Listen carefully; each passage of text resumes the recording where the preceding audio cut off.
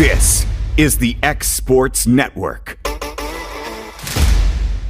Great food is just a short drive to Hinie's BBQ in Lawrenceburg. Mouth-watering is just one way to describe the amazing flavors of the best piece of Hinie in town. When you dig into a plate of pulled pork, hand-chopped brisket, chicken, wood-fire oven pizzas, and the menu goes on. Wash it all down with a swig of Hinie Shine lemonade, and then make your way over to the gift shop full of Hinie sauces, snacks, and more.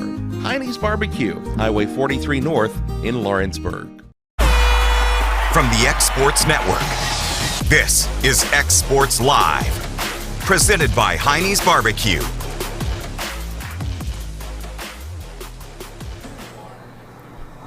And welcome everybody back here to Hinie's BBQ for our third edition of xSports Live. I'm AJ Good, joined by Clint Brazier, and we got somebody sitting in the ever big shoes in the big seat of Cam Mashburn tonight. That would be Stanley Wilson. So guys, how was the weekend? How the week's been going so far? Been good.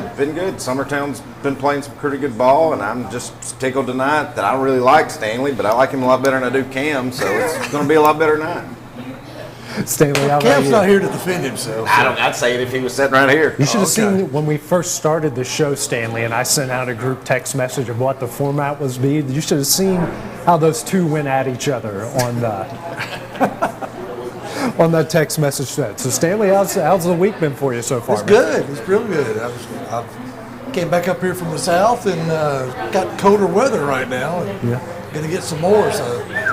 Next week forecast, the high single digits. 17, high 17 around Christmas weekend. Ooh, that's going to feel like winter. As you can tell, Stanley's got a little bit more of a tan than the rest of us do right now. He goes to tanning bed. He goes to tanning bed, hangs out at the beach down there on the shores of Alabama.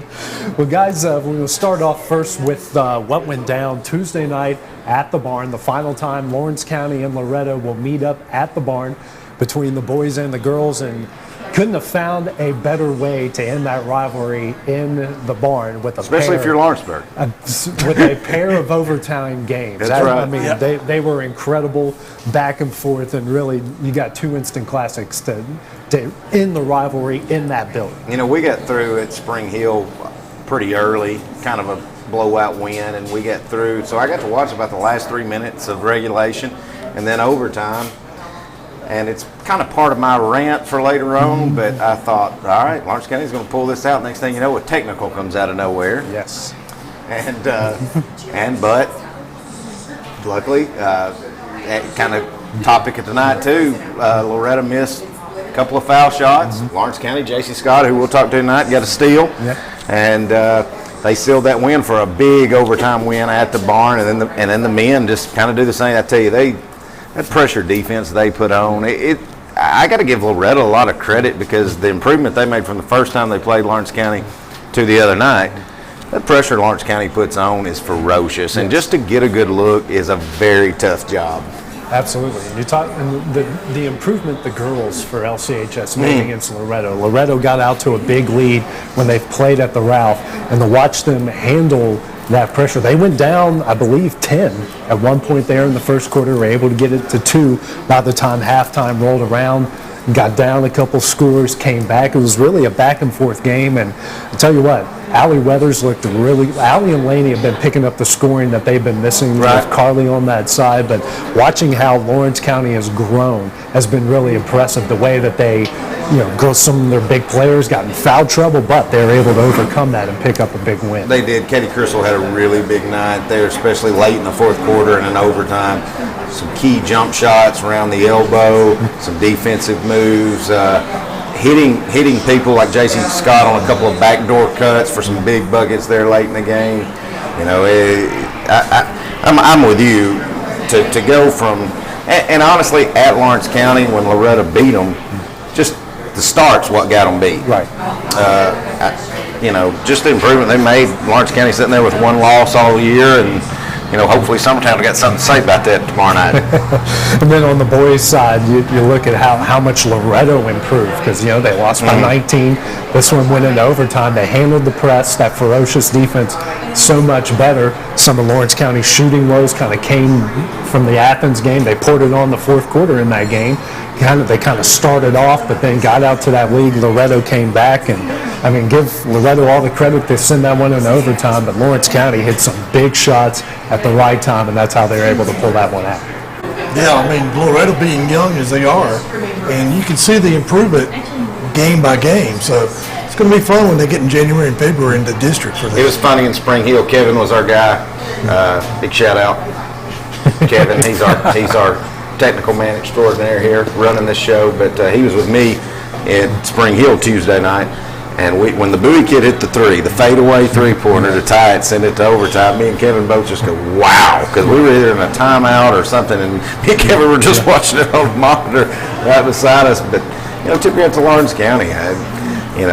Loretto made the improvements, and they're going to get better and better as the year goes on. But Lawrence County, like we'd said, they're playing for a little more than their self right now too. So it's fun to watch a team when they have something like that going on. And when you see, they're obviously missing Cade, and Cade, we're praying for you, man, and hoping that you get out of your situation, get much better, and we're hoping and praying for all the best for you, man. We know you're going to pull through, and you see a Logan Boswell step up, Blake Long coming off the bench and going into double figures. He didn't get double figures the other night, but he had 3 or 4 straight in double figures. What TJ Gobble's been able to do in the paint, hitting those outside shots. I mean, and the way Luke Maddox has stepped up the last couple of weeks. He stepped up here with the all-time rant on the cafeteria a week ago.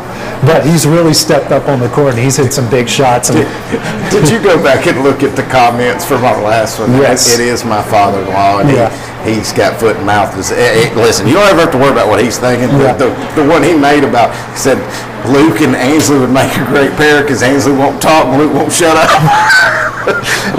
But Bryce Swift also saying we need to take the mic out of Coach Wilson's hands. I watched that game and I was so impressed with Luke Maddox. And even not on the scoring side, just the way he ran that offense. Right. He was the captain, and he made everything go. He got everybody where they're supposed to be. Did a great job on just basically stepping up and running that show. And then now moving ahead to Summertown here, you guys got a pair of wins there at Column Win on Friday. Then the girls picked up a win, and the boys playing a man down, played Spring Hill, a team that's, 2 divisions ahead of them. Yeah. Played them really tough, really, for the first 3 quarters, but, obviously the depth and the talent there that they had at the end, was kind of the difference. Summertown, they only made 4 threes all night. They got a lot of looks, but they only made 4 threes on the men's side. That is, and Kurt Burleson, who had 27, hit 2 of those. So he looked like a man possessed in that game. He looked really good. Kurt did everything he could do. But, like you said, you're down your leading scorer. And, they had some open shots, and they got freshmen coming off the bench that you're trying to hit those with. Cole had kind of a rough shooting night for him. So, it's what we'd said on air on our broadcast. We were down 11 at halftime, but if you just made 2 out of the 11 or 10 or 11 for 3-pointers you missed in the first half, you're only on 5. And it just stayed that way the whole second. Weston Pigg, who's not known for his 3-point shooting, he actually made one in the second half. Hit the back of the rim, jumped up, hit the top of the goal, and then fell in. So that's one of your 4 that goes in. So it wasn't a good shooting night, but you got to credit Spring Hill to it. Very athletic. Shot the ball well, and they run there. We had referees that let you get after it, and Summertown had a tough job handling the pressure. And talking with Coach Long with it yesterday, he's who stressed to his team after the game, and when he stressed to him yesterday how important a game like that is, because a lot of guys got a lot of playing time. Absolutely. A lot of guys took some shots. A lot of guys found out what the speed of the game is like you said, when you got officials that let them roll. And he said that's going to be a game that's going to be really beneficial for them whenever they get Grayson back. There's the Sherman twins. I talked to their dad outside at halftime of the boys' game, and he said, I think my sons have realized this ain't like making a pass playing at Etheridge. and it's true, because they did have several turnovers trying to make a pass that would be there in middle school. Well, it's not when you're playing athletic Spring Hill bunch. Yeah, and the girls got a couple good wins. That Collinwood team is much better than what their record states. And then to go handle Spring Hill, kind of put that game out of reach early and dominate throughout the course. So it's a couple good wins. Yeah, the Spring Hill team, going back, we played them 2 consecutive Tuesdays. They are very athletic. They're real athletic. They play pretty rough. And I was very impressed with how well Summertown scored the ball. But I tell you, Summertown's defense right now is playing ferocious. They're causing a lot of turnovers, getting a lot of points off turnovers. And Collinwood is a good team. And it was kind of hung around there. Summertown would get up 12 to 14, then it would go to 6. And the next thing you know, 5 or 6 steals later, they jump it up, and they end up with a 22-point win at Collinwood. So they're relying a lot on their defense right now. You got 4 or 5 kids that are in the scorebook, all 5 stars. You got a couple of good kids coming off the bench that are adding into it. They're starting. We'll talk to Jeremy G more about it, but I think he's starting to see them come together, like he was talking about 2 weeks ago when he was here. Yeah. And also Loretto's, who's not going to be with us tonight, obviously. They have a pair of games. They're taking on Creekwood. Girls dropped the heartbreaker there against Creekwood. That's 4 in a row, unfortunately, for the Lady Mustangs. But when you look at who has beaten them, you got 2 undefeated teams and 2 teams with 1 loss. And I mean, you're looking at some of the best teams, not just in this area, but best teams in the state, and they've had leads in the 4th quarter. It's not like they're getting blown out in these games. They are there, right there with these teams. You had an overtime loss at home against Lawrence County, and then you had a 1-point loss tonight, and you had a chance. You had 2 free throws that could at least send it to overtime if you make one of them, win it if you make both, and you're just right there. And Coach Rutledge does a good enough job. She won't let them reel from it. Right. They'll get better from it. Yeah, they'll be prepared for the district in January and February, just like I was talking about the boys' side. Yeah, And if you're a Summertown fan, you're hoping that they're just coming in just with their tongues hanging out and waving a white flag. But that's not going to happen. These are character builder games for them right now. So the Coach Roach she'll have them going in the district when it comes time to. And let's take a look at tomorrow night. We got a couple big ones at the Ralph. You got Summertown coming to play Lawrence County. That girls game. The girls and the boys are really going to be a lot of fun to watch. 2 almost contrasting styles on both sides and a lot of talent. And we're expecting 2 very close matchups tomorrow. I am. I think it's a toss-up, and I think it's a pick 'em in the girls' side. Both teams playing really, really good. Boys' side, I'd say at Vegas odds, you got to go with Lawrence County, especially with Summer. I'd say you probably go with Lawrence County, even if Summertown had their leading scorer, Grayson Boson, was going to be playing, but he's not. It's going to make it tough. Just putting freshmen out there against that ferocious defense Lawrence County likes to play. It's going to be tough, but you never. That's the thing about these rivalry games. It really doesn't matter. All the records out. That's right. Yeah, and you guys have seen some of these Summertown Lawrence County games, so they can get. Last year's games at the Nest were pretty crazy. Unfortunately, they ain't able to play at the Ralph due to the snow. Could never reschedule. Can never find a good rescheduling because of district games. But I mean, you guys, know what this rivalry is about, especially when they get in the Ralph and the place is packed out. People ask me that all the time. I really don't know, because it got so rough when I was in high school. We quit playing after I was a freshman, so we didn't play because it got rough. And then by the time my kids got up here, they quit playing again. And so luckily, Coach Scott and we're kind of starting to get that rivalry renewed. So I really don't, but other than just going and watching as a fan, but it's kind of like the Iron Bowl. It doesn't matter. I mean, it doesn't matter what your record are. They're going out there. They're wanting bragging rights. Right. Lawrence County is going to want to beat us to avenge that loss from last year. But they're sometimes want to win both times they play, and they want to beat Loretta, so they can say we're the best team in the county. Right. We're the best team, and Lawrence County want to do the same thing. Yeah. Well, we're going to recap. We're going to go to our trivia question now. Recap last week's. We forgot to do that. So there were actually 10 guys, and one of the names I'm actually forgetting. So there's now 10 guys who are Tennessee natives who have. Oh, I'm supposed to look at that camera. 10 games. It's not like I was a TV anchor for 18 years or anything like that. But so there's 10 guys from the state of Tennessee who have received votes for the Heisman. I've only got 9. I forgot the one that Coach Wilson last week brought up to me. So you have Don Whitmires from Giles County, played at Navy, 1944 and 56. Johnny Majors, played at Tennessee from Lynchburg. Spurrier, who played at Florida from Johnson City. Majors and Spurrier were the only 2 I can think of. 65 and 66. Spurrier's the only state native that won. Bob Johnson from Cleveland, played at Tennessee in 67. Then we fast forward to 1999. Chad Pennington from Knoxville, played at Marshall. He got votes. Then 10 years later, it's Golden Tate at Notre Dame. He's from Hendersonville. 2015, Keenan Reynolds, the quarterback in Navy. He placed 5th. That's 2015. He's actually the NCAA's all-time leader in rush yards by a quarterback, followed by Colin Kaepernick and Pat White, two very good running quarterbacks. Then in 2021, last year, Kenneth Walker III from Michigan State started at Wake Forest and went to Michigan State. He's from Arlington. He finished 6th in the voting. So today, I hope this week's question is easier. I do too. I don't know. So there is one. So today's question is: what school has the most combined wins between college football and men's basketball that doesn't have a national championship? That does not have a national championship. Okay, that's a good one. So we're doing that at the end of the show, though. Yeah, we'll get the whole show review back. that so you can try to look up as much as you can. I got you. No, I'm not going to give That's a out hard one any to look clues. up, too, though. Yeah. All right, good. So update right now from Loretto. The Mustang boys are leading Creekwood 18-16 about midway through the second quarter. When we return, we'll bring up the Summertown Lady Eagles to talk about the previous week's games and tomorrow night's game against Lawrence County. Great food is just a short drive to Heinie's BBQ in Lawrenceburg. Mouth-watering is just one way to describe the amazing flavors of the best piece of Hinie in town. When you dig into a plate of pulled pork, hand-chopped brisket, chicken, wood-fire oven pizzas, and the menu goes on. Wash it all down with a swig of Hinie Shine lemonade and then make your way over to the gift shop full of Hinie sauces, snacks, and more. Heinie's BBQ, Highway 43 North in Lawrenceburg.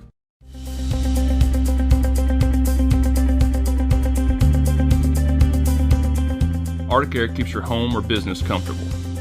For more than 20 years, we've provided outstanding residential and commercial services through southern Middle Tennessee. Whether you need assistance with your heat, air conditioning, preventive maintenance, or anything in between, trust our reliable team to get the job done. We'll take the time to figure out your specific needs and recommend what we believe is right and best for your situation. We've been using Arctic Air for over 15 years now. Their service is great, they're here when we need them, and their prices are competitive. They take the worry out of the heat and air so I don't have to. Arctic Air. When you need us, we'll be there.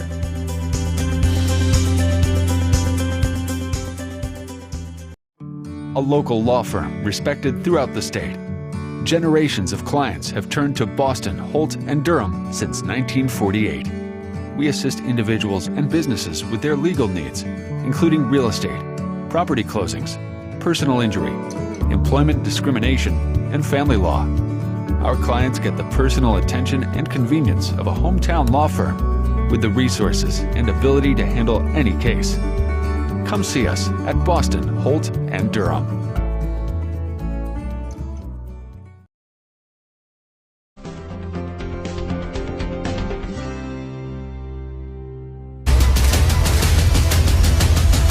This is the xSports Network.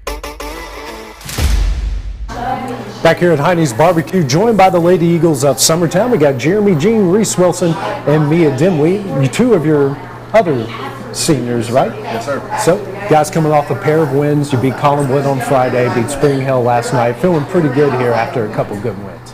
It's always good to win. It's better than losing. So, yeah, we do feel good, but we know we got to get better at some things. So that's what we've been trying to do. I say as a practice, just get better, get sharper on offense. We're getting there.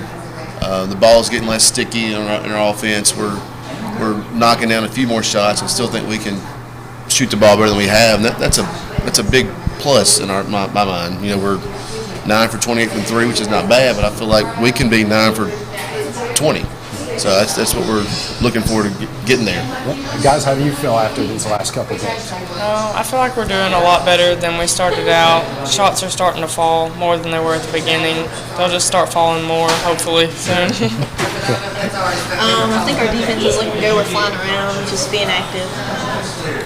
I heard you talking about the defense and some of the teams you're going to face here the last couple of weeks. That's one thing that's always impressed me about how you guys play is defensively. I mean, the team can come in averaging 80, 90 points a game, and most of the time they're going to struggle to get to that 50-point mark, which is just it's a testament to how hard you guys play on that. Well, if you can defend, you can be in ball games. No matter how bad we shoot, if we're defending well, we can be in the game in the fourth quarter, and that's what I always try to look at.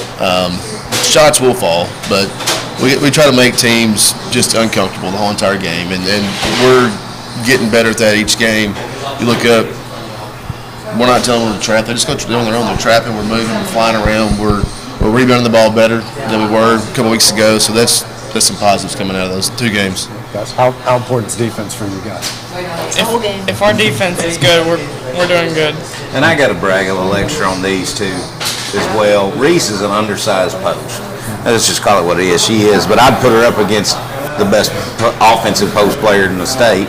Mia, who's an undersized guard, can also guard some of the best posts in the state. Because there's a lot of times where Coach Gene will pull Reese and Schaefer not be on the floor, and Mia's are big. Yeah. And there'll be a lot of situations where it's Mia, Emily, Rue, Riggs, Ainsley out there, and Mia has to guard the post, and she does a great job at it. So I got to give these two a little bit more credit than probably I do on air because I used to coach them. But you won't find two that's going to probably play team ball better and just, they don't care if they score 4 points. They don't care if they score 20 points. As long as they're making that extra pass, or if they're getting a good rebound and box out and a steal, that's what you got to love about these two kids. And Mia's shooting it way more this year. Well, she's shooting it. She's shooting it, yeah. Mia's shooting it well, and that's what, I tell them all they got the green light, but Mia's light is getting greener, and she knows it more, so that's, but if she doesn't want to shoot it, I don't want her shooting it because she ain't ready to shoot it. So, I said on the last broadcast, said Mia Dinwiddie, I got on to her, said you got to look to shoot more, and the last 2 3 she shot, she's buried. So, so keep going, kid. But Reese, you got to work on them foul shots. Listen, I'm a defensive player. A big rivalry game coming up tomorrow night for you guys. Going to the route, taking on Lawrence County, and rivalries are what sports are about. Playing those in-county teams, and I know you guys are expecting a tough test and a packed, fun environment tomorrow night. I hope it is. I hope it's a packed house. They're going nuts. I think that will feed our energy. More energy we have, the better we play defensively, which goes in our offense. As far as the rivalry, that's ain't talk more to that. I don't know. And it's what I said. These girls really don't know what it's like to play there because Mia has in volleyball. But have y'all ever played at Lawrence County High School in basketball? I think like TBBA. That's what I'm saying. I mean, the rivalry just kind of got renewed last year. Yeah. That we started playing each other. So, and we didn't get to play Lawrence County last year. So this is new to them. Yeah, I'm looking forward to seeing us on a bigger court. The first time through last year at our place, we played on smaller court. Benefited us. I feel like bigger courts will benefit us this year. The way we're playing, up and down, pressing. We're in shape. We're playing 8-9 kids, 10 some nights. So I think that will benefit us tomorrow night. And you girls got to love what that atmosphere that's going to be. I mean, it's some of these rivalries, you get them in the big gym, you get a lot of people. It's got to feel like a state tournament, region championship game for you guys. Yeah, we're always ready for a Lawrence County game. These two, they're the type that if they could hear the Lawrence County crowd, they're probably just sitting there going, "Come on." These two, it won't bother them. We may have some that's going to be like, I ain't worried about these two.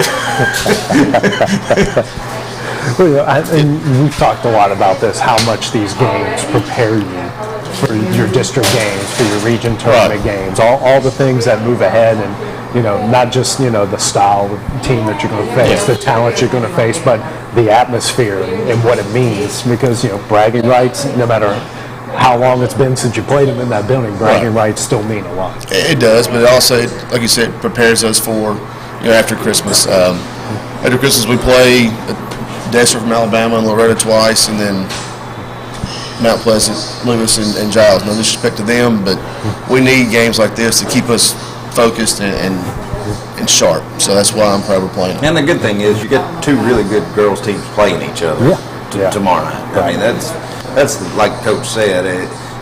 You want to win it because you want to have those bragging rights, but it's going to do you a lot better than going blowing somebody out by 50. Tomorrow night. Yeah. So since we got Christmas just around the corner, I think 10 days because I have to adjust the calendar in our house, we got this snowman with a carrot I've got to turn because my son gets really mad unless I turn it.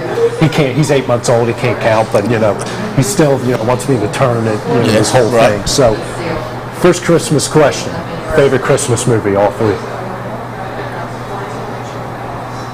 Christmas Vacation. Okay. Absolutely. I'll say Home Alone. Oh, That's what we were watching when I was leaving the house tonight. Okay. Clint? I'm with me at Christmas Vacation. Christmas Vacation. I'm a little bit on the outside. I'm a Muppet Christmas Carol guy. Crapper's full. We talked with Ainsley about this, girls, last time when you guys were here a couple weeks ago, and you've won a lot in volleyball, tennis, softball. There's that expectation. Coach Dean said, he came because of the expectations. What's it like for you guys knowing that you guys are really good at everything, and people expect a lot out of you every time you're out on the court?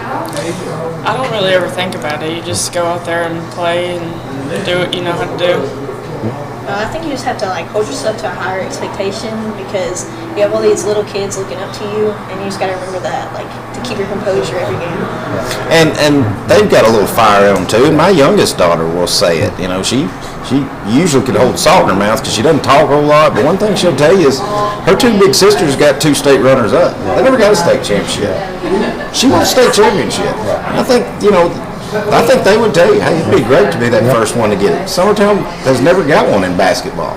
They've got them in everything else, but they don't have them in basketball. So I think they would probably tell you, they will be that first group. And Mia, coming from volleyball, I don't want to say how difficult, but what was it like going from volleyball shape? Now you got to go to basketball shape, and you got to be ready in 2 weeks to get into basketball shape. Well, I've done it the past 4 years, so it wasn't anything really difficult, but it's just a different type of game. Like volleyball, you have your 6 people, but basketball, you have to pass it. It doesn't go to the setter every time. So you have to work together. Yeah. Did I give Coach Gene too much credit? Probably 2 weeks ago. I said he's done what a smart coach does. He hasn't just pushed y'all so hard back into it and kind of let you just kind of get your feet back and gave you a little bit of break from volleyball where you don't feel like we're gung-ho. He's kind of let you work yourself back into that. Yeah, he warned us when volleyball was over, when it was basketball season. Well, he told me that he had a week from the state championship game till the 29th. That's when it was going to get cranked up, and so we went to Disney World. I said, you better get it now, him. You're not going to get asking another. me for that video for that championship game while driving down to Disney World. Well, I lost my train of thought. That rarely happens. Most of the time, Cam makes me lose my train of thought. But okay. So you talked about them playing in the post, and I know we talked early in the season about how we're going to fill that void with Katie. Right. But how do you think that they have done in that post, and Abby as well, filling in for what she was able to do? I think all of them have done their part. Like we talked about before the season started, no one person is going to pick up her slack and score 15 points, 9 boards. But if they get 5, 4, and 5, and 4, 4, and 4 boards, we pick that slack up. I think they've all picked their level up, focusing on I've got to get a rebound. And when we get a rebound, we're running now. It's not slow it down, pound it inside. Reese can move. She can move back to the basket, score. So we're trying to get the players in the right spots to be successful, and I think they're doing a good job of picking up her slack, but also we've evolved as a team. Well, Coach, touching on that, I think you saw, and you may not see this at all, but I think what I've saw is it looks like the defense, man-to-man, has gotten so much better that now they realize, well, all right, I can't let my man blow by me because I don't have a 6'2" post down there that's going to bail me out if I play bad defense. Absolutely. It looks like the defense is really, as far as sliding the feet and talking and communicating and filling in a lane and stuff, it looks like it's the last 2 weeks, they looked really good. Yeah, we have, and that's defensively, I've been pleased every game. Right. Couple Wayne County spots, fourth quarter, we were frustrated and we didn't defend. But besides that, in the first game we got beat, and at Page, we played good defense. So, if we just keep getting better defensively. Right. You knew the offense would come around just the more we played together and things like that. It'll keep getting better. Right. I know Clint mentioned this last week in his rant, but you guys have been you're going to have to be road warriors this year, only 7 home games. But I mean, just like you guys mentioned earlier, doesn't matter where you play, who you play, you guys are game and ready to go every time. Well, since they don't want to talk, I'm saying this. I got a guy came to the barbershop, and he's a big Lawrence County fan. He actually watched me play and stuff. He said, well, I could see it going where, Lawrence County, y'all could probably lose at Lawrence County, and then they'll have to come to y'all's gym, and y'all win there. And I said, well, I don't know. We're only going to play two more games, and they will at our gym before they get there. That is true. No, I mean, it doesn't matter where you play. You want to play at home. It's good for the fans to be able to come 10 minutes and watch a game. But y'all do a great job of streaming the game, so those that can't make it can watch it. But we'll play wherever, whenever. It doesn't matter. We'll travel. Yeah, we will travel. Yeah, so will we. Coach Reese and Mia, thanks for stopping by here, and good luck tomorrow night. Yeah, thank y'all. And coming up, the team they're going to be playing tomorrow night, the Lady Cats of Lawrence County, we'll have them coming up next. Great food is just a short drive to Hinie's BBQ in Lawrenceburg. Mouth-watering is just one way to describe the amazing flavors of the best piece of Hinie in town. When you dig into a plate of pulled pork, hand-chopped brisket, chicken, wood-fire oven pizzas, and the menu goes on. Wash it all down with a swig of Hinie Shine lemonade, and then make your way over to the gift shop full of Hinie sauces, snacks, and more. Hinie's BBQ, Highway 43 North in Lawrenceburg. Got a dent, a ding, a scratch, or a bent fender? Major or minor, Car Country Collision Center in Leoma can fix you up. Car Country works with all insurance carriers, gives free estimates, can work on foreign and domestic vehicles, and has experience you can trust. They've been in business since 1990. Unfortunately, accidents happen, but you can get your car back on the road with as little hassle as possible with the help of Car Country. Call 931-852-4708 or stop by at 2567 Highway 43 South in Leoma. Introducing Cloud9 Fiber to Lawrenceburg. We take great pride in being the only locally owned and operated internet company within Lawrenceburg and Lawrence County.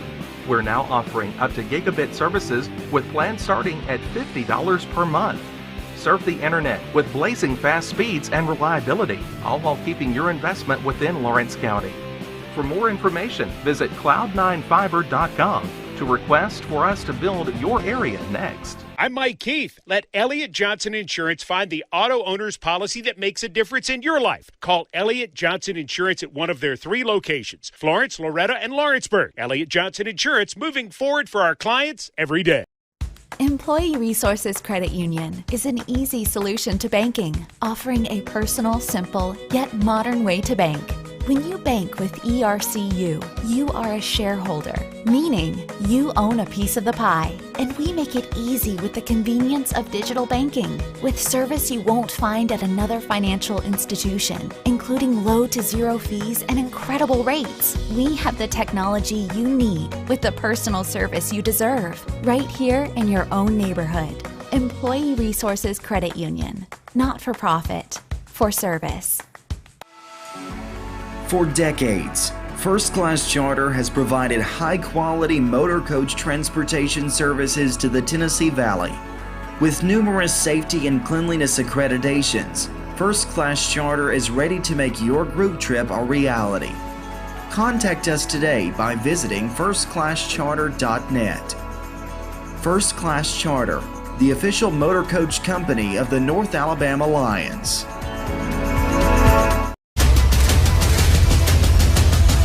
This is the xSports Network. Welcome back here to xSports Live, now joined by the Lady Cats of Lawrence County. Joining us tonight is Katie Criswell, JC Scott, and head coach Wendy Scott. And guys, coming off a huge win there on Tuesday, getting that overtime win against Loretto. What was that like for you guys? You got it. I mean, it was just, I don't know. You can't explain it really. Jason. I mean, it's just one of those huge rivalry games, and I mean, nothing beats winning in town and in county rivalry game. Wendy. Well, I won't speak for them. It was a lot of fun. We had a lot of fun, and the atmosphere was great. Just being at the barn and being loud, and they're pretty much on their own the whole game because they couldn't hear anything. And that type of atmosphere with that kind of pressure is always fun to play in. Yep. And I think it prepares you for the tournament type atmosphere. So even if we wouldn't have come out on top, I think it would have been a great learning experience for us. But we are definitely, a lot happier that we were fortunate enough to come out on top this time. Yeah, you guys went down early in that game, much similar to the first time you played them, but the difference was it didn't get you down. You guys stormed back and, obviously forced it into overtime there and coming out on top. And a lot of lessons learned there, but it's obviously much better to learn and win than learn and lose. Yeah, absolutely. I was really proud of them for not giving up. I mean, we got down 10 again in the first quarter, and we fought back, one possession at a time. And we overcame a lot of adversity in that game. So, they showed a lot of toughness and, and a lot about who they are as competitors.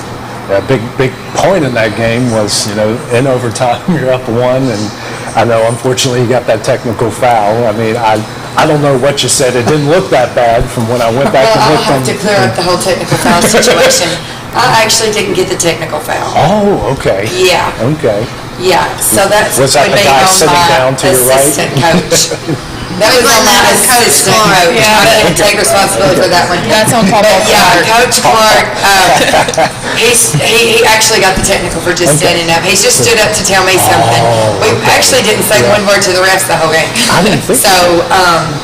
Honestly, but he just stood up to tell me something. Was up for maybe 5 seconds, and he just turned around and teed him up. So. Was there any warning before that? I think we got a bench warning. We did get a bench warning, but I don't even know why. I think it was. No, you got the warning whenever you wanted your timeout, Yeah. and he didn't give you the timeout. Was that for the timeout or was it just our bench? No, it was the bench, and it was, I think, because the fans behind the bench. Okay, but Or on the bench. We don't know why we got the warning. Yeah. But a lot of I don't people. know. Well, I didn't know. Nobody I on didn't our know. side knew what was I just what was wanted going them on. to hear me, and they weren't listening or looking or anything. But that happens, and then obviously she misses the free throw. She still steals the pass, goes to the other end. I mean, momentum. It was only a 1-possession game still, but really, in all reality, game was over at that point. Yeah, she definitely made a play when we needed that play the most, and had our back for sure. So we were. It was an exciting moment. Yeah. These two have played such an integral role this year. I know everyone's important, but to watch the leadership from Katie and JC and to watch them take over when they need to take over, that's got to be pretty special for you to watch how they've grown into basketball. Oh, it is. It has been so special for me, especially since, I've got to watch them grow since they were 2nd and 3rd grade. So just seeing them grow as players and people over time, and then just getting to be a small part of it and watch them reach one of their goals that they set out at the beginning of the season. It was definitely special, and this whole season has been special. The leadership, that's what I talked to them about already, is the leadership that they showed in the game when there were several times we could have got down, but they pulled them together, and I felt like their demeanor and their leadership is really what held us together. So I'm very proud of them for that. For you two, senior years, what's this year been like for you? It's your last year here at Lawrence County. What's it been like so far for you two? Well, I'm the junior. She's a Oh, junior. junior, that's right. Yeah. You play like a senior. One There you go. more. But anyways, Yeah. it's been a lot of fun, and starting out the year with Coach Scott as our head coach has just been really exciting because we started with her, and now this senior group's going to finish with her, and it's just a lot of fun. So. All right, Stanley, it's time to break out your list of questions. Well, we all know Cade's situation, and we know the boys are playing inspirational basketball because of him. Has that rubbed off on you guys a little bit also? 100%, yeah. So, we were all very close with Cade. Seeing him every day in the gym. Sure. We all know how talking. He talks to everybody. You know him. Cade's he's one of those people that you never thought anything would. He's just very perfect. lovable. Oh yeah. How could you not, right? A top-notch person in all areas, and it really had an impact on our team, especially we had a game, the Saturday after Thanksgiving, and we've had a lot of things happen this season, but that was something that definitely hit us hard, all of us, and that's been we're dedicating this season to him and playing in honor of him, and that gives us a little extra motivation, I feel like, because he's just been such an inspiration to us all, and even through the hard times, and just even watching him as a person, how he has reacted, says everything about his character. So, I mean, we love Cade, and we're praying for him, for his recovery, and, you know, he's a special person. Well, I know he's watching you guys, so. He is, and I saw those comments he made during the game, and he helps me with the motivation of rebounding. So he sends me some messages to read to them before the games and after the games, and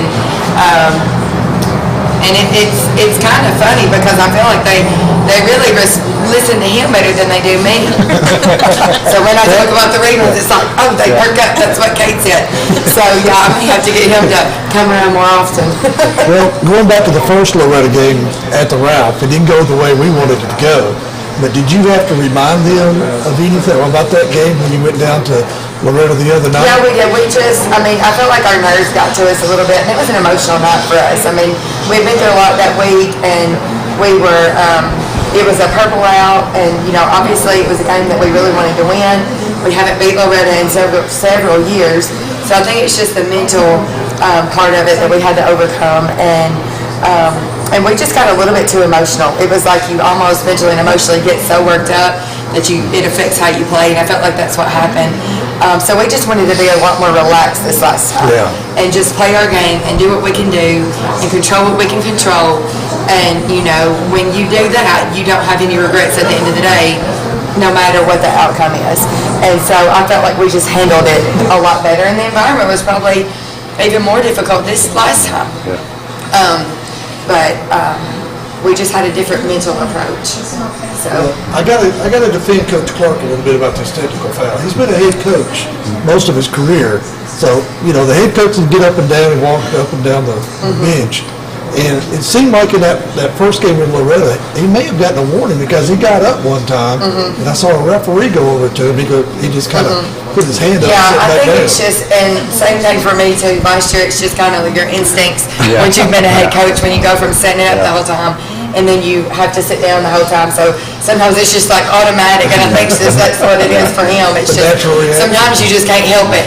But I'm sure he'll think twice next time. Well, speaking of Coach Clark, what's it been like for you two? You know, you haven't experienced him as an assistant coach. Now he's an assistant coach. What's that like? Well, actually, Coach Clark and Mom both started with us. Oh, they were okay. our very first coaches to ever start basketball, so it's just... That's pretty neat, though. Yeah. It's been a lot of fun. Yeah. A lot of fun. Yeah, he keeps us all laughing. Yeah. I told him that's one of his responsibilities is to keep us all, just keep us laughing. Yeah. So is this like a good cop, bad cop situation where he's a good cop and you're the bad cop? Yeah, well, I mean, they make it easy on me, so I really don't have to be the bad cop very often. Now, every once in a while, I have to. I have to do that. I remember one of those games. I could hear you from where I was. Yes, I do. But they really are easy to coach, and they're a lot of fun to coach, and I really don't have to worry about a lot with them. So I'm very blessed, that's for sure. Yeah, and one of the things you mentioned, that Cade mentioned, your rebounding since that Loretto game has gotten so much better. I mean, it's, you know, there's a lot of purple and there's a lot of gold underneath the basket every time a shot goes up. Yeah, we didn't, I mean, that's the worst rebounding game we've had. We have pretty much dominated the boards, you know, in most of our games, and that game, you know, was the worst that we have done on the boards. So that's not something that, you know, we can continue for sure, but we definitely emphasize that a lot more. Yep. Well, we can call this rivalry week because tomorrow night we got Summertown coming to the Ralph. And how do you guys feel about that game tomorrow night? It's just, we're excited. Excited. Katie, what do you think? Pumped. We're just excited. We're excited for the competition. Do you remember any of your games that you played against them? Oh, yes, absolutely. Well, those are the games you remember, right? Yeah, those are the games that make. I mean, we went several years where we didn't play Loretta in Summertown, and to me, it makes your non-district games, they're just not as exciting. Like, it's hard to get up for a team that you don't really know that much. Right. But that's why I feel like it's good for all of us, because it does pay off at tournaments, because it brings that emotional factor in. And that's the way it is in tournaments. You got to learn to control that. So, I mean, I think that we all benefit from it. You know, I mean, it's one of those weeks, obviously, it can be a really good week or a really bad week. But Started off good. But hey, great. It'll be a great challenge nonetheless, and we'll get better because of it. So we're just looking forward to the opportunity to compete together. And it's very tournament-esque like, because not only you're facing, it's two high emotion games, but two very good teams, just like you'll see in the tournament situation as well. It is, absolutely. Well, like we asked Summertown, so Christmas, obviously about a week and a half away. What is your all's favorite Christmas movies? I like Christmas Vacation. Christmas Vacation. Okay. I haven't watched a movie in quite some time. I don't know. Maybe 10 years ago. I don't know. I don't watch TV or movies. We watch Christmas Vacation every year. I fall asleep more than likely. If I sit down and watch a movie, I fall asleep. Jason, you got to just get her to settle down and watch a movie. Yeah. Get her to When I relax. settle down, She don't I watch go to movies, sleep. she watch films. Hey, yesterday I actually was gonna. That's her Christmas. That's her Christmas movies is Huddle film. I do spend a lot of time on Huddle. That's for sure. That's a good thing. But yesterday I did make myself stay off the Huddle for a little bit. Okay. And I turned on one of my games that Will Pettis had. That was great. Yeah, I think it was the region championship game I tuned in, and I didn't make it past the first quarter, and I was falling asleep. So I just go and go and go, and I sit down long enough, and It has been 25 years, right? it's been 25 years. That you guys won the state tournament, and he put together. I've been around Lawrence County High School for 20 years now, and I never really got to see that game until the other day, or about a couple of weeks ago. And man, that was amazing. It is. And It is. how he has put spent that a lot of together. time on that. Yes. And Yes, if we you have haven't loved going seen back and that, watching. if you haven't seen it, check it out. It's the championship game, and you were in it, of course. And I mean, that was 25 years ago. But man, what a it's a high watermark for Lawrence County High School for sure. Absolutely. Absolutely. I've heard a lot about that. Obviously, I'm not from here. I'm a transplant in. It's now home for me, but I'm a transplant. But I've heard so much about that, how the whole community went. And you're playing a team from Memphis, but the Murfreesboro was Ralph West, Ralph Northwest.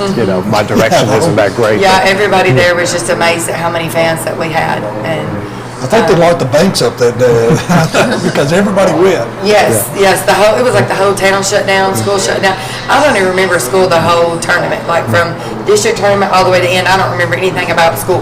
Like it was just. Well, you obviously had to go, or you couldn't. We went, but I don't know that we were real focused. They kept talking about when Mickey Dunn hugged Coach Dorner. I don't know if he didn't want to give up that trophy, I think. Oh yeah, we have a lot of memories from that. So.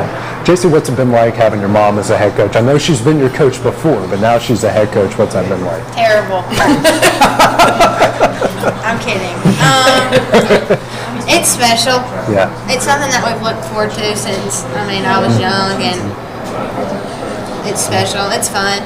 Yeah. I like getting to cherish all the memories together. Yeah, how much do you talk about the '98 year with your group, and especially with Jason? Not a whole lot. I had Mr. Jordan come talk to him one day, and he mentioned it a little bit. I mentioned it a little bit. I've used some of the experiences that I had to kind of help us in certain situations, but not a whole lot. But every once in a while, I'll remember something that might help us in certain moments, and I'll share that with them. Yeah. So, Is it a challenge to call him Mr. Joyner instead of Coach? it is very challenging. It is very challenging. So, Papa Clark, where did this nickname originate from? Well, I don't really know. We just kind of, one day at practice, he was doing something, and we just kind of started calling him Papa Clark. Yeah. Is there any other nicknames on the team we should know about? Oh yeah, we've got plenty of nicknames. Paint Dog. We got Paint Dog, we've got K Breezy, we've got Hey, Breezy. Okay. I call Emmy Lou. Katie did. JC just gets JC. So who's the best dancer on the team? We got Harley Jean, the best dancer. Yeah. Us too. Out of the players or coaches? Well, you can include yourself too. Whoever. Coaches, Papa Clark can break it down. Clark can get Oh. He can bust a girl.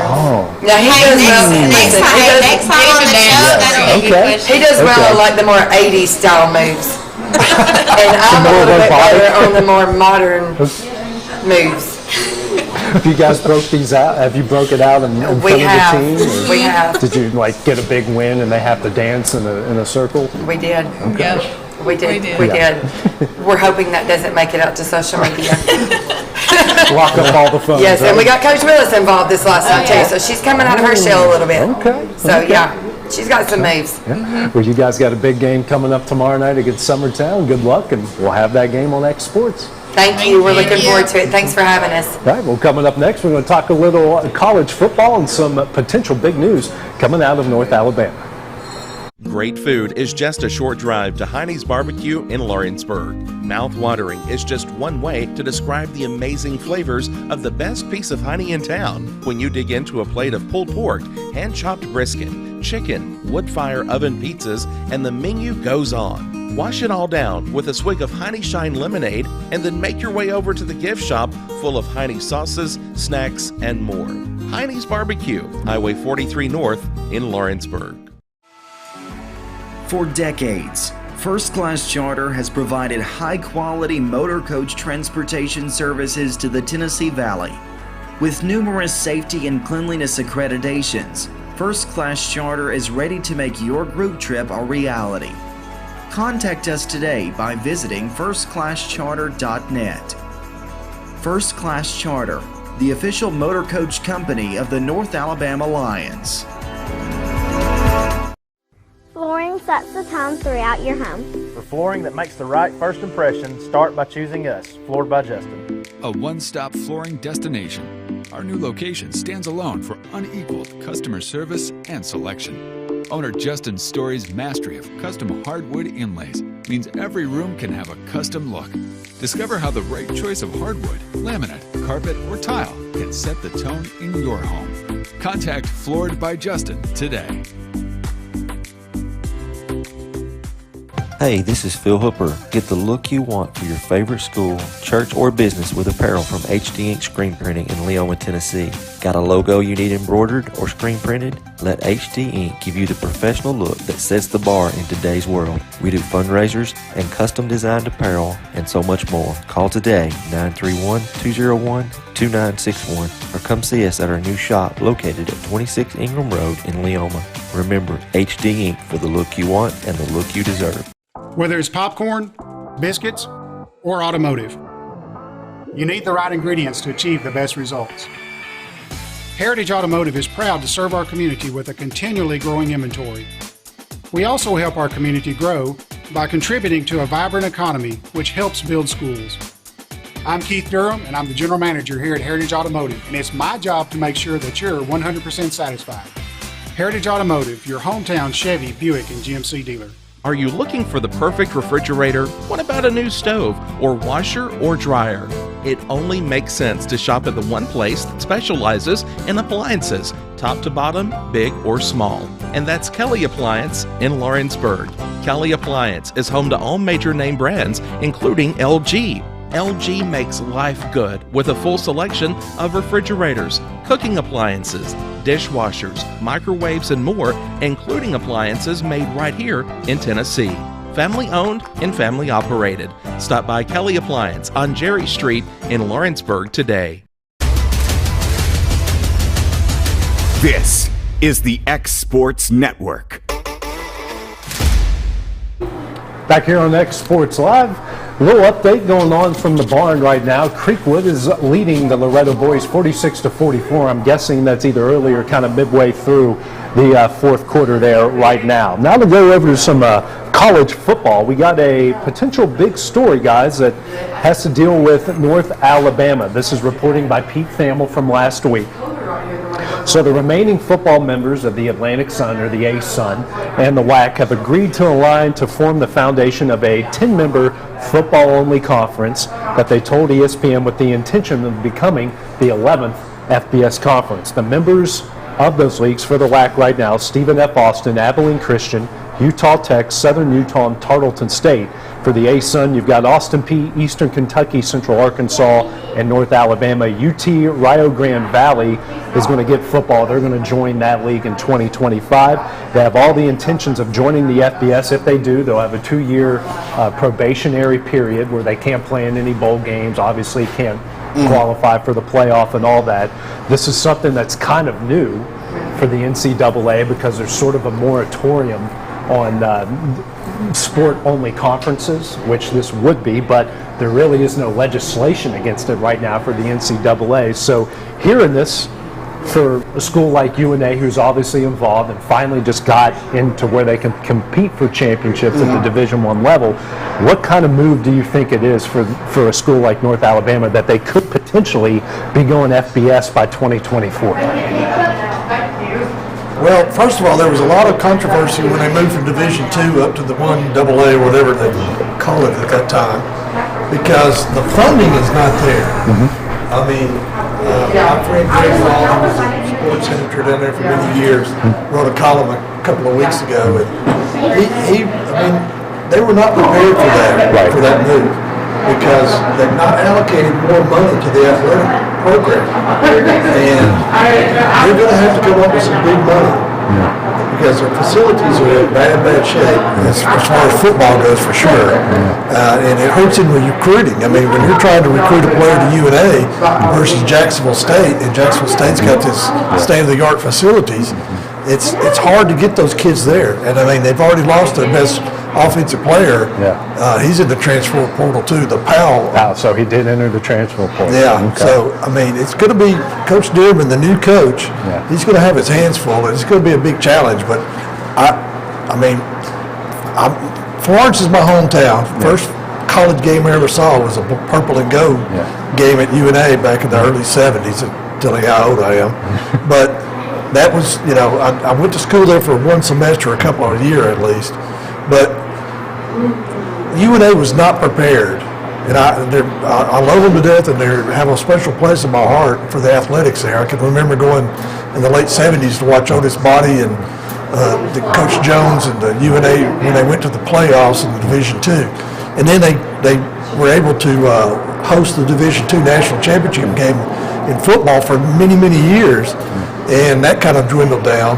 So it was a tough pill to swallow when they went from the Division II to the Division I AA. But this move right here, I read about that, and I'm like, man, they're going to really have their hands full. It's going to be an uphill battle for them. And I think overall, if you're trying to find a conference that I think it's great. But I'm with Stanley. It's be interesting to see how much Florence, the state of Alabama, wants to help out and put in, because as he said, I think you're going to have to, if you're going to compete, and you're going to have to recruit a whole lot more than what you did. You're going to have some funds, and I don't know where they're going to get them. I don't either. I mean, but you look at what Coach Dearman has done. He's come in. I mean, he's hired a staff quicker than what I've seen at a lot of places. You know, and I've covered just about every conference you can think of except for the Pac-12, but he's put together a staff. It's a young, energetic guy. He's a guy that's one of the pioneers of the RPO offense. So there's a lot of good things going on at UNA right now as far as the football side goes. Oh, there is. And I mean, I watched the press conference when he was introduced, and you can tell he's a very energetic. He's young. I think he's 37 years old. And I think the players, he's going to be one of those players coaches that they're going to relate to him, and he's going to relate to them too. And so, I mean, I think it was a good hire. I think it was a good step for him. Yeah, I think it's a great hire. I think he's going to be able to go out in living rooms and recruit. I think he's going to have some help, though, from the university, from the city, from a lot of folks. Going to figure out who's got the money around Turtle Point. Going to get some NIL deals and stuff going down there. Yeah, Bojangles is helping them out. That's right. They've got a few of those guys signed, but obviously if they go FBS, they'll get a different deal as far as media rights go, so that's going to bring them some more money. But obviously now you got to schedule a little differently, because as some of these schools have found out that you can schedule 2 FCS teams, you can beat them, but you have that now to qualify for a bowl game. If you've got 2 FCS teams, you have to win 7. Right. You can't win 6 and qualify for a bowl game. But a move like this, and like you mentioned, it could be a little too soon for them. But again, some of it's out of their control because their conference wants to do it. Obviously, it'd be more money. They have to go on probation, just football only. The rest of their schools are going to be, the rest of their sports are going to be fine. But, it's part of the ever-changing lineup and culture. They've got new coaches in baseball.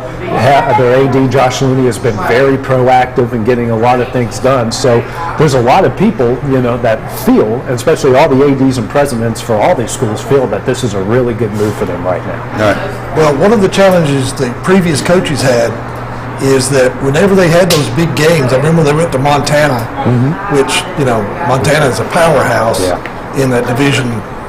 Is it the FCS? FCS, yeah. Okay. FCS, yeah. And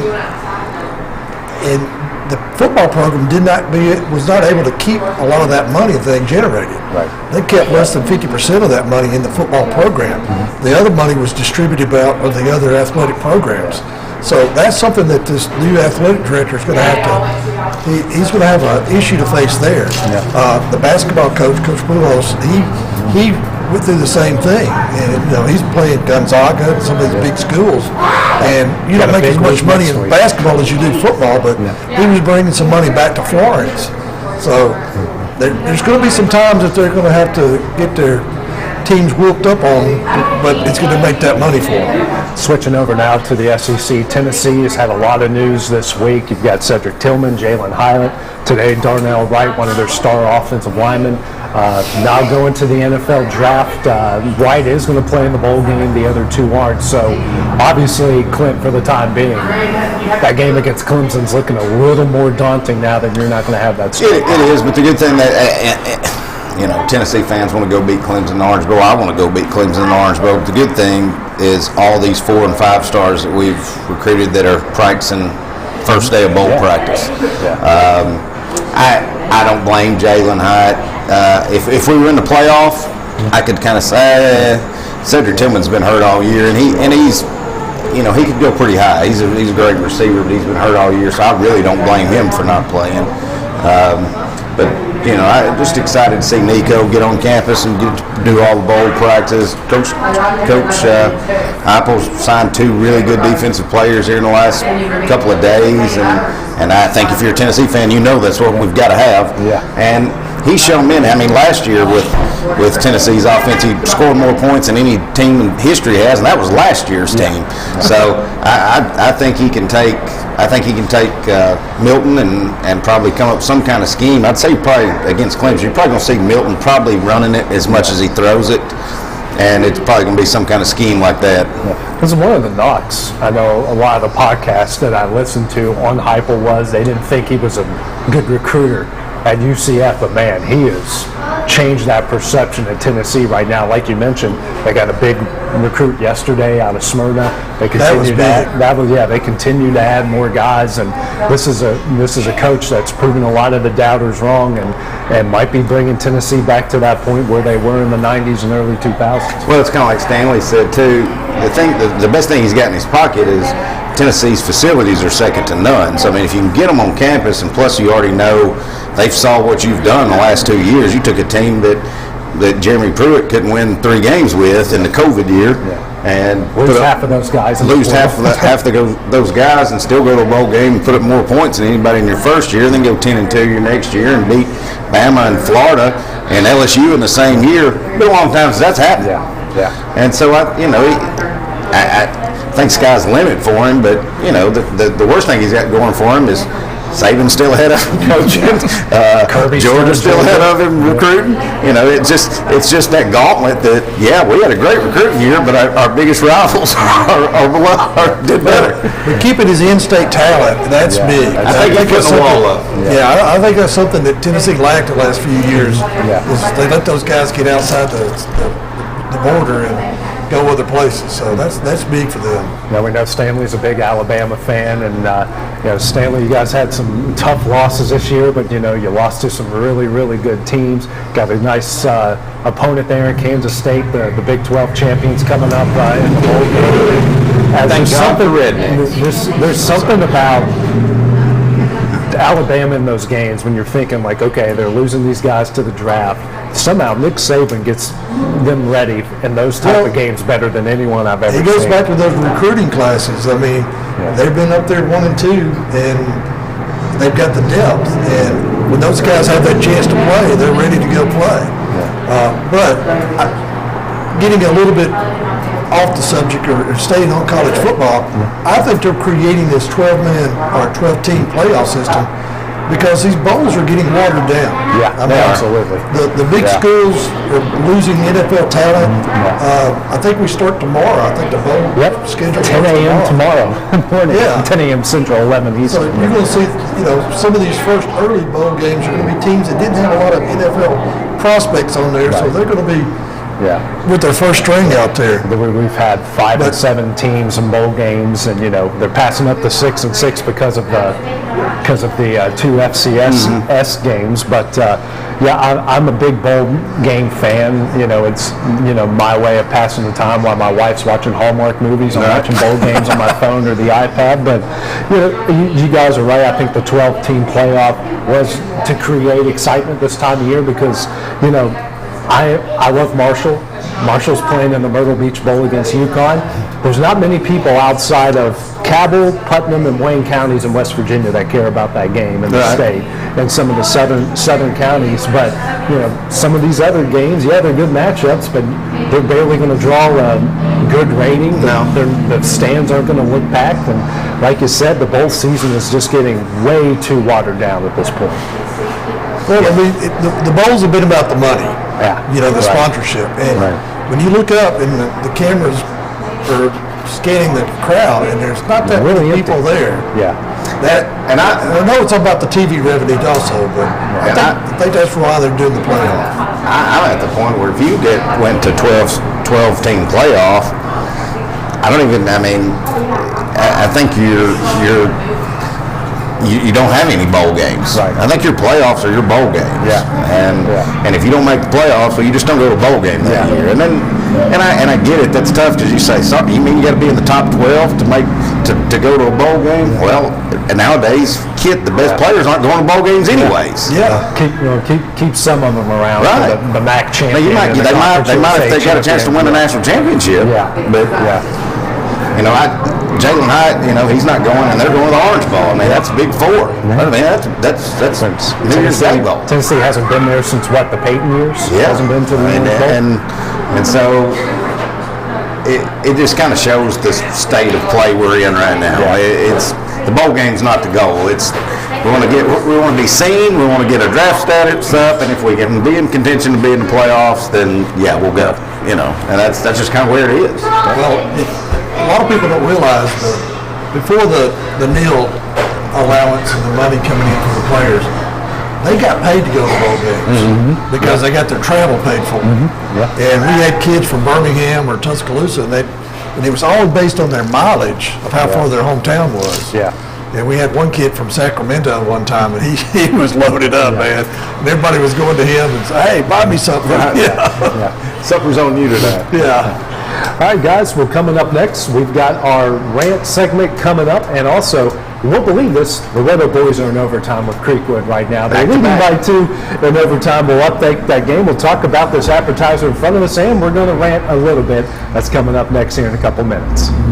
Great food is just a short drive to Hinie's BBQ in Lawrenceburg. Mouth-watering is just one way to describe the amazing flavors of the best piece of Hinie in town when you dig into a plate of pulled pork, hand-chopped brisket, chicken, wood-fire oven pizzas, and the menu goes on. Wash it all down with a swig of Hinie Shine lemonade and then make your way over to the gift shop full of Hinie sauces, snacks, and more. Hinie's BBQ, Highway 43 North in Lawrenceburg.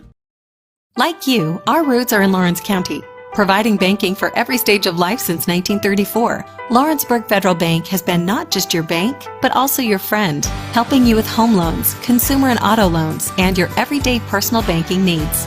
Lawrenceburg Federal offers you a warm smile and personal experience, as well as the conveniences of modern-day online banking, mobile banking, and telebanking.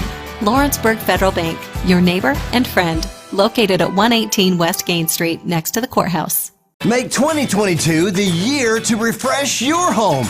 And who you gonna call to help? Story & Lee, the Tennessee Valley's largest furniture store. We've stocked our 3 acres of showroom and warehouses full of inventory, and gotta make room for more arriving daily. Living rooms, dining rooms, bedrooms, all from the brands you've told us you love. And it's all ready to be delivered to your home absolutely free. Just try that anywhere else. We are Story & Lee. Got primary care? Find your way to better health with primary care by One Stop Medical. With decades of combined experience, you'll find a one-on-one relationship just like the old days, but with the convenience and technology of today. When One Stop Medical does primary care, it's the best. Call today for an appointment and find your way to healthy living. Serving Lawrenceburg, Pulaski, and Hohenwald. Phone 931-244-8220. Primary care by One Stop Medical at its best. This is the xSports Network. Back here at xSports Live here at Hinie's BBQ. First, we're going to talk about what they brought out for us food-wise. These very delicious, and I've eaten about half of them, at least a third of them. Me and Stanley are going to claim those here in just a second. Grilled chicken nachos, very good. Here's all the toppings. Yeah, you've probably had all you need, Yeah, AJ. you can take it. Yeah. That's going to hurt me running tomorrow, but those are very good. So, these guys were thinking about the trivia question earlier. And you said you've got top 3. I've got the top 3. You guys got any guesses? So what the question was, what is the college school that has the most combined wins in football and men's basketball that does not have a national championship? I'm going to say Ole Miss, Missouri, staying in the SEC, Vanderbilt. Or did Vanderbilt win national championship in football a long time ago? I don't know. But they're not even in the top 10. No, they don't. None of those 3 are? Ole Miss, Missouri is, but not Ole Miss is not in the top 10. Ole Miss won some national championships in the 60s. Yeah. In football. But none of them are top 3 on your list then? Nope. Could it be an Ivy League school? We're not counting Ivy League. Oh. Because, they stopped being a FBS, contributing school. And got any guesses, Stanley? Why do you think Loretto's leading Creekwood by 3 in overtime right now? Make it 4, I think. I mean, everybody I keep thinking of is one either in football or basketball. So I'm trying to. The only clue I gave him. Arizona State. No. The only clue I gave him was this school is in the top 20 in both categories of men's all-time wins and college football all-time wins. Well, it can't be like a basketball school like Gonzaga or. Yeah, right. I was thinking Michigan State, but then they won in '79 the basketball championship. Yeah. I thought about Arizona too, but Arizona's won in basketball. Yeah, they've won basketball. Yeah. No guesses, Stanley? Could it be North Carolina? No, it's North Carolina. Nope. It's not. Man, gee, this is. It's not Arkansas. Arkansas's won the national championship in My basketball. pick out of the SEC would be Missouri. Yeah, but they haven't. They don't have as many basketball wins as they do football wins, which cost them. They finished in the top 10, but they didn't finish in the top 3. As Loretto just won 58-53. All right, I give. Any guesses, Stanley? Texas Tech. Nope. All right, I give. No guesses, Stanley? I'm going to go with the Trinity pick and say Colorado. Nope, they've won in football. They've won in football. They won in 90 in football. That controversial fifth down play at Missouri of all places. I forgot about that. You're All right, exactly. so the top 3 coming in third place, Virginia Tech. Combined, they got 2,016 wins. In second place is Wisconsin with 2,174 wins. They have unclaimed national championships in football, but not claimed national championships in football. And this one hits a little too close to home. With 2,600 combined wins, well, I don't feel like unzipping down. West Virginia. We should have known that. Yeah. 26. Well, I thought about asking that, but you could easily Wikipedia that and see, obviously they came close in '88. They had Major Harris, who was, one of the pioneers of, a running quarterback, athletic quarterback, and he got injured in their Fiesta Bowl national championship game against Notre Dame. '93 they went undefeated, but Danny Wolf from Florida crushed them in the Sugar Bowl. Then the closest they came was '07. The infamous Pitt loss, and then Rich Rod went to Michigan a couple days later. So that was, and they've gone to 2 Final Fours in basketball. Jerry West took them to the championship game where they lost in overtime. Then I got to cover the 2010 game, 2010 team that went to Indianapolis, and Duke beat them in the national semifinals. Virginia Tech and West Virginia. That is just so hard to believe. And I thought Wisconsin had won one in basketball. Obviously not. Well, they came close. They were in. They several Final Fours and a national runner-up, but they've never won it all. All right, so it's now time to go on a rant. Stanley, you want to start us off? You get anything to gripe about? Well, I'm a big Braves fan, and they made a big trade this week. They got Sean Murphy from the A's, a catcher, and traded off one of their promising young catchers in William Contreras. And we already had Travis there, the Arnaud.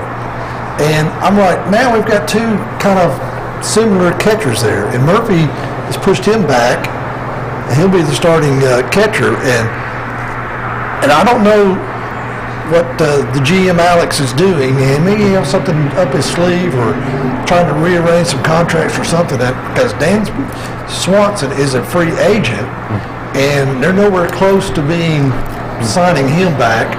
And shortstops are getting signed right now in the free agency market. So I don't see Dansby coming back to the Braves right now unless he does something. Alex does something that he's kind of holding his cards close to his vest. I don't know. So, but I was surprised at that move by the Braves. Sorry, nachos are really good. They really are. You said you had to... And I'm with you. And my rant was going to be the Titans. And my gosh, I guess I'll wait and do that next week after we lose this weekend. Well, we don't have a show till after the first of the year. Then I'll wait till the first of the year and really unload on the Titans because we'll have a losing record by then. But my rant is high school basketball officiating. I get it. You see all these things. Well, we're losing referees left and right because of the way the crowds act. And I get it. People in the crowd act like idiots. You've seen it. I've seen it. But talk to Coach Scott. They kind of made light of it.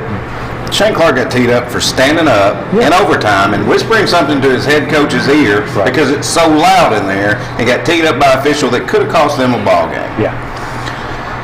I don't even want to get into the mess we had at Collinwood the other night, but Summertown's playing without their best scorer for 2 games. Same official, too. Same official. And I keep hearing and seeing all these statements from the TWSAA. Well, yeah, fans probably do got a lot to do with it, but so do they. Yeah. I'm going to give Curly Marks and Randy Jones probably the biggest shout out they'll ever get, because you give me those all day, I'm good. They're consistent. They're going to set the tone the way the game is. They're going to call it different in the fourth quarter. So as far as the TWSAA goes, yeah, you can gripe all you want and fans need to act better. Well, you need to get your officials better. You need to either pay these guys or train these guys. You need to make it a job where there's a waiting list, because we do have some really good ones. But man, we've got some really bad ones right now too. Yeah, and we're seeing them at the worst time, which is in these rivalry games when these kids make memories off of them. You can be bad, you can mess up, but you got to set the tone early. And we just don't see that. And I don't care. I mean, we don't have to worry about whose kind of feelings we hurt around here, I guess, as long as it's not our sponsors. But You got referees that are looking. You got referees that are wanting to be part of a game. And those are the ones that they need to go. Right. Yeah. And what we just asked for, we just want them to call the obvious. The bang stuff, I'll let go all day because that's a tough call, and you got to make a split second decision like that. But it's that obvious stuff. Like, how many college games do you watch where you've got every assistant coach saying something to the coach's ear, and all the official does is come by and maybe look at him and say, "God, sit down." Yeah. Now they're getting a warning. You're not going to give him that in overtime. Yeah. You're not going to give him that courtesy in overtime. In overtime. 1 point game in a rivalry game. Yeah. Anyways, that's my rant.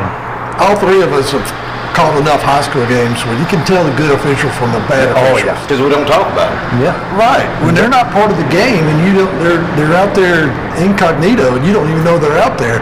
Those are the good referees. But it's the ones that wanted the attention. And I remember we had me and Jack Cheatwood was on a call, Lawrence at the Ralph, and Jack said, "Well, Pretty Boy's made another call," and he was right in front of the scores table shouting out the number. He looked over at Jack and he waved his fingers and said, "We'll have none of that tonight." We'll call it. I picked up the Pretty Boy nickname because he gave it to me. He gave it to me. Well, I've got a rant tonight, and you'll hear a lot, especially if you're a cable news watcher, which I am not, but sometimes I see a few clips. They talk a lot about marginalized groups and groups that are left out. I'm going to bring up one that you guys don't know that I'm a part of. That is, I have a birthday next to a Jesus holiday. I was born on the 22nd of December, right next to Christmas. Everyone always goes, "Oh, that's got to be special. It's got to be so neat." It's not. No, it's not. Let me go down the list of things that have happened to me while being born on the 22nd of December. My parents gave me the video games on my birthday before I got the console on Christmas. Twice. First, they mistaken the Sega games for VHS cassettes. The second time, they mistaken the PlayStation games for CDs. Right. So not once, but twice did I get the video games before I got the console. So my faith in Santa Claus went downhill really, really fast. Also, on 5 separate occasions, I've had people give me Christmas sweaters on my birthday. How often do you see that for August birthdays? That's right. I've never got it. My birthday's October. October. Do you get Christmas sweaters? Or how many times I've asked, when they ask me, "What restaurant do you want to go to for your birthday?" And I tell them, and they go, "Well, so-and-so doesn't want to go there, so we go somewhere else." I have, for those who don't know, I've been divorced before, and I'm with my now wife that I'm going to stay with for the rest of my life. But in between that period, I was dumped, not once, but twice on my birthday. Also, my ex-wife made me a homemade birthday card where she misspelled my name. My goodness. Better about my situation. Yeah. I feel good. And then my coworkers at one of the TV stations I worked at wanted to do something special for me for my birthday, so they gave me a card. Everyone signed it. Just one problem, guys. It was in Russian. The card was in Russian. They thought it was in English because the first couple words in it, which I can somewhat understand, but if they just clearly did not read they the did rest a good of job the card, really picking that card out. It was in Russian. I've never really had a legit, like, my friends come over for a birthday party before. So the one time they threw me a surprise party at church. So my mom calls me, it's my junior year of high school, I'm 17 years old. She goes, "Hey, why don't you stop by Walmart, go pick up these 2 liters, your brother-in-law, who my youth pastor, now he's the executive pastor at my church, they're going to have a small Christmas party for everybody, so we need you to pick up all these 2 liters. So I go in, pick up the 2 liters, and then finally he makes this announcement after the youth service, like, "Hey, we're having now a birthday party for AJ." So I'm really excited. Mom comes in with the cake. I've got all my friends there. It's awesome. Until I realized I bought the drinks to my own party with my own money. So for all of those that have been born next to Christmas or Easter, which my son has been now born next to Easter, because they change when Jesus was born all the time. Sometimes it's in March, sometimes it's late April. You know, you scribes of the Bible need to find we've come to December 25th, that's when he was born, when he was resurrected. I mean, y'all should be able to find out. It's a week after he died, that's 7 days. Math ain't that hard, guys. So for all of us who have been born next to Jesus holidays, just remember us this time of year. Treat our birthdays like it was in October, like it be in September, May, August, all the other months. I understand that you're spending a lot of money for presents anyway, but for those like me, it's literally in our vows. My wife said she would treat my birthday in our wedding vows, that we would treat my birthday like any other. She's done a great job. This isn't about my now wife. She has been awesome about my birthday. She's done a great job. I'm not just saying that to suck up to her or the rest of my family. Mom and Dad, no, you guys have had 37 years of failure. My wife has done a good job. Well, you obviously and my wife don't have the same mentality, because her birthday's on Valentine's Day, and she'll be the first one to tell you, no, it's not one present covers both of them. I'm getting a birthday and a Valentine's. So you need to get more on. Maybe you just need to start handling it more like she does. Make sure everybody knows. I'm a little bit understandable, because it's you spend more money on Christmas than you do any other of the Jesus holidays.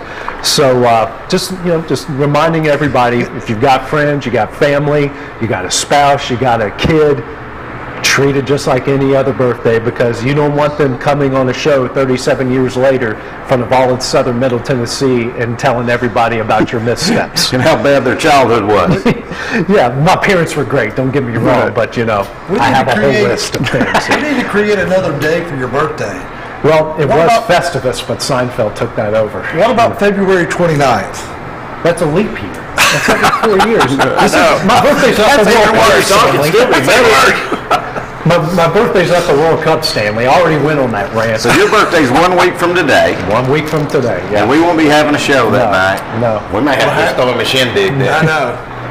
You may have to do it right here. That's right. Yeah. So we're going to be taking the next couple weeks off. We'll come back at the first of the year for our next show, because obviously people got a lot of Christmas stuff going on the next couple weeks. A lot of tournaments, and not next week. We got a big one. We're going to be doing every game from the Lawrenceburg boys Christmas tournament.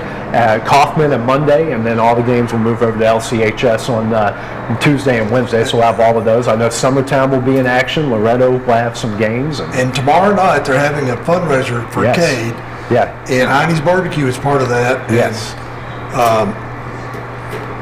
It'll be a big turnout tomorrow night. Friday night, last day of school.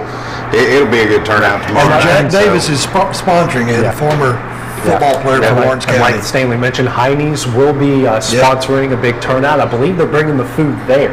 So come over. The food is delicious. That stuff's amazing. Everything they brought us out has been amazing. And all the money will go to Cade, and we want to say, Cade, Merry Christmas, and we hope you're getting better, buddy, and we miss you here in Lawrence County. Absolutely. Also want to give a big shout out to, and let our Summertown, I know we have a lot of Summertown listeners that follow us every week.